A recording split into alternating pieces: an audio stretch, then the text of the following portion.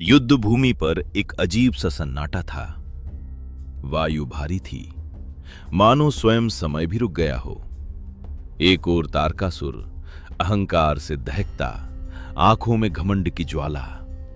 दूसरी ओर कार्तिकेय बालक रूप में, पर भीतर महासागर सा धैर्य। तारकासुर गरजा, उसकी आवाज से पर्वत कांप उठे। तू मुझे परास्त करेगा। उसकी हंसी में अब भी गर्व था, पर कहीं गहराई में भय की एक सूक्ष्म रेखा उभर आई थी। कार्तिकेय शांत रहे, उनकी सांस स्थिर थी, आंखों में क्रोध नहीं, सिर्फ सत्य की चमक।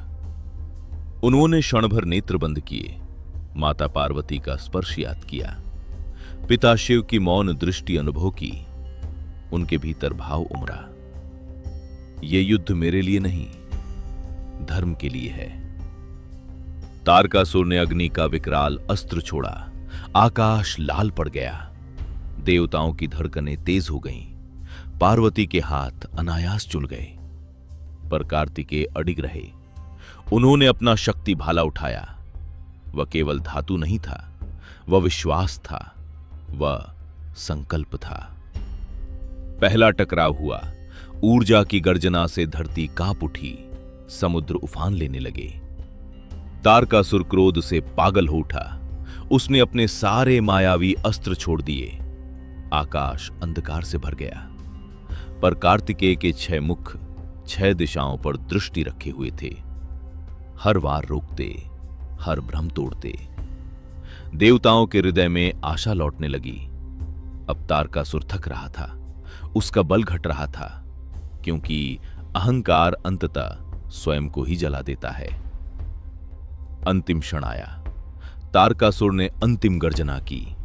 उसमें क्रोध से अधिक भय था।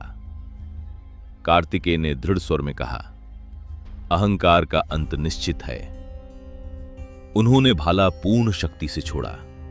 वह भाला अंधकार को चीरता हुआ सीधे उसके हृदय में धंस गया। एक प्रचंड प्रकाश फैला, फिर मौन।